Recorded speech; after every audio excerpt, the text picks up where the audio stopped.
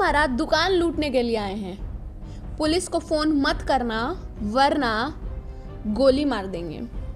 इसे ही तो कहते हैं गुंडा राज, जहाँ पे न प्रशासन का डर होता है न पुलिस का। सत्ता की हनक कुछ ऐसी होती है कि इंसान को कब जानवर बना देती है पता ही नहीं चलता है, और बिहार में तो ये आम बात है।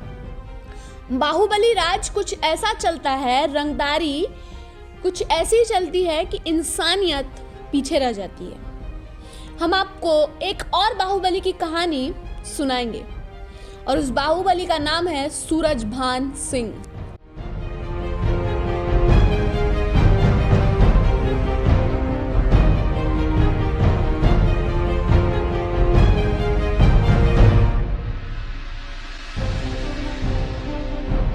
अपराधियों के नेता बनने पर अब शायद ही किसी को अफसोस होता होगा।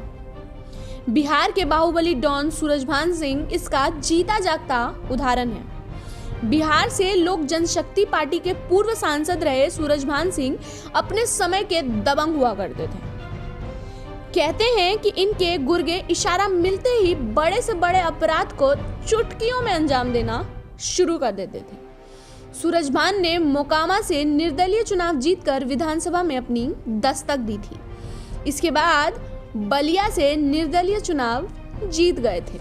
5 मार्च 1965 को बिहार के मोकामा जिले में जन्मे सूरजभान पर तकरीबन 30 संगीन मामले दर्ज हैं, लेकिन रसूख इतना कि रामविलास पासवान जैसा नेता उन्हें समाज सेवी बोल जाता है। स्थानीय मीडिया रिपोर्ट्स के दावों की माने तो पूर्व सांसद सूरजभान 80 के दशक में मोकामा में छुटपुट अपराध करने वाला गुंडा था। 90 के दशक में अपहरण, रंगदारी और हत्या जैसी कई संगीन अपराधों में शामिल रहा। बिहार के एक आम परिवार से संबंध रखने वाला सूरजभान सिंह आज अपराध और बिहार की राजनीति में जाना माना नाम है। लेकिन कहा जाता है कि सूरज के चाल चलन से उनके पिता कुछ ज्यादा खुश नहीं रहते थे। वे हमेशा इस बात को लेकर चिंतित थे। सूरजभान मूल रूप से मोकामा के शंकरबाड़ टोला का निवासी है। मोकामा में इनके पिता एक व्यवसायी के दुकान पर काम किया करते थे, लेकिन जब सूरज ने आपराधिक रास्ता अपनाकर मोकामा में रंगदारी और वसूली शुरू की तो उसने उन लोगों से भी वसूली की और मारपीट की जिनसे उनके परिवार की रोजी रोटी चलती थी। पिता ने सूरजभान को काफी समझाने की कोशिश की, लेकिन वो एक न माने। मोकामा वासियों के माने तो इन्हें घटनाओं से परेशान होकर सूरजभान के पिता ने गंगा में कूदकर आत्महत्या कर ली। इस घटना के कुछ दिन बाद सीआरपीएफ के कार्यरत उनके इकलौते भाई ने भी आत्महत्या कर ली। सूरजभान सिंह मोकामा में उस वक्त छाया जब उसका सामना उत्तर बिहार के डॉन माने जाने वाले अशोक सम्राट से हुआ। अशोक सम्राट ने सूरजभान पर मोकामा में हमला भी करवाया था। इस हमले में सूरजभान के पैर में गोली लगने के बाद भी वह बच गया, लेकिन उसका चचेरा भाई मारा गया। कहा जाता है कि अशोक सम्राट जब तक जिंदा रहा सूरजभान मोकामा से बाहर नहीं निकल पाया था।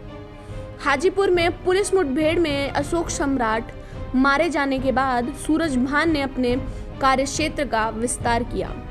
इसी बीच सूरजभान के चचेरे भाई मोती सिंह की गैंगस्टर नागा सिंह ने हत्या कर दी थी, जिसके बाद सूरजभान का मोकामा विधायक दिलीप सिंह से दुश्मनी बढ़ गई।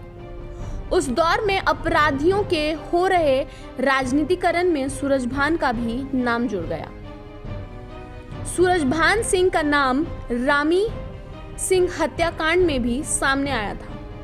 बिहार के बेगूसराय के मधपुरा गांव में रहने वाले रामी सिंह की हत्या जनवरी 1992 में हुई थी।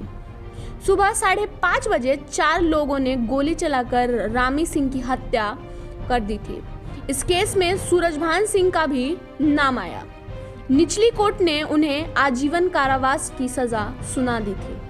इसके बाद रामी सिंह हत्याकांड के मुख्य गवाह नागो सिंह और सरकारी वकील राम नरेश शर्मा की भी कुछ सालों बाद हत्या हो गई थी। इसके बाद एफआईआर में सूरजभान सिंह का नाम आ गया।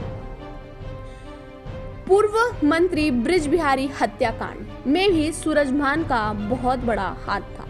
बृज बिहारी प्रसाद बिहार की राबड़ी देवी सरकार में विज्ञान और प्रौद्योगिक विभाग में मंत्री पद पर थे जब उनकी हत्या हुई। 3 जून 1998 को इलाज के लिए बृज बिहारी प्रसाद पटना के इंदिरा गांधी आयुर्विज्ञान संस्था में भर्ती थे। रात 8 बजे के वक्त वो वहां के पार्क में टहल रहे थे जब 6 से 7 हमलावर ने उन्हें गोलियों से भून डाला। गोली चलाने वालों में उस वक्त के गोरखपुर का डॉन श्री प्रकाश शुक्ला भी शामिल था।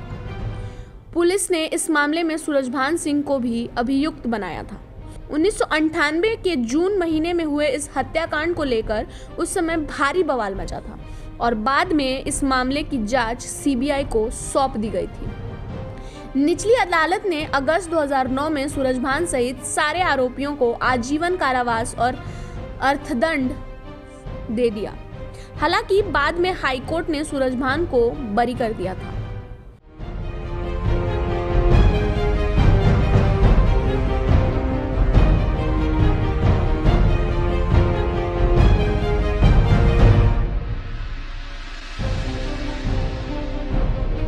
तीसरा आरोप, मोकामा के पूर्व जिला पार्षद रहे कुख्यात अपराधी उमेश यादव की 2003 में दिन दहाड़े मोकामा गौशाला रोड पर गोलियों से छन्नी कर दिया गया था। इस हत्याकांड में उमेश यादव के परिजन ने मोकामा विधायक सूरजभान सिंह को आरोपी बना दिया। हालांकि केस की सुनवाई पूरे होने के बाद सूरजभान सिंह बरी हो गया था। ये तो उस अपराध की लिस्ट है जो कानून की नज़र में आई थी, लेकिन कितनों का कोई हिसाब नहीं है।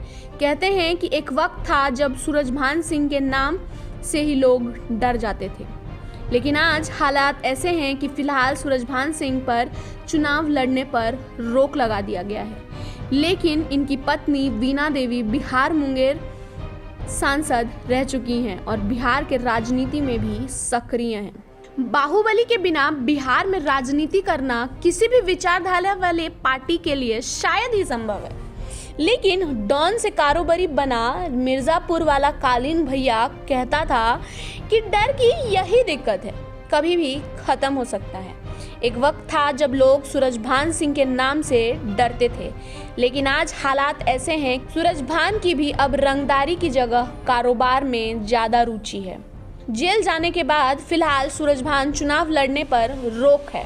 2014 में चुनाव में इनकी पत्नी वीणा देवी बिहार के मुंगेर से सीट लोजपा से जीत गई थी। समझौते में मुंगेर सीट जेडीयू को चली गई। गृहिणी वीणा सिंह कोई पेशावर नेता तो नहीं है, 100 सार्वजनिक मंचों से भी कई दूरी बनाकर रखती हैं, लेकिन वीणा देवी जब बोलती हैं तो ऐसा लगता है कि सूरजभान सिंह के सीखी सिखाई हुई बोल रही हैं। इसी वजह से रामविलास पासवान के बेटे चिराग ने साफ कर दिया कि वीणा सिंह को टिकट नहीं मिलेगा और सूरजभान नहीं लड़ सकते। वीणा सिंह ने भी जिद पकड़ ली कि वह चुनाव लड़ेंगी, मुंगेर से ही लड़ेंगी। तो क्या सूरजभान का राजनीति सफर खत्म हो जाता? जी नहीं। फिर सूरजभान और वीणा के जिंदगी में एक दुखद समाचार आया। ये समाचार था उनके बड़े बेटे की मृत्यु का, जिसके बाद वीणा देवी ने चुनाव नहीं लड़ने का फैसला किया। वीणा देवी इस दुख में चुनाव नहीं लड़ रही थी कि उनके बेटे की मृत्यु हो चुकी है, लेकिन उनके विरोधी ये सोच रहे थे कि वीणा देवी डर गए। सूरजभान ने पत्नी को जो जिम्मेदारी दी थी, अब वीणा देवी ने उस जिम्मेदारी को चंदन सिंह के कंधों पर रख दिया।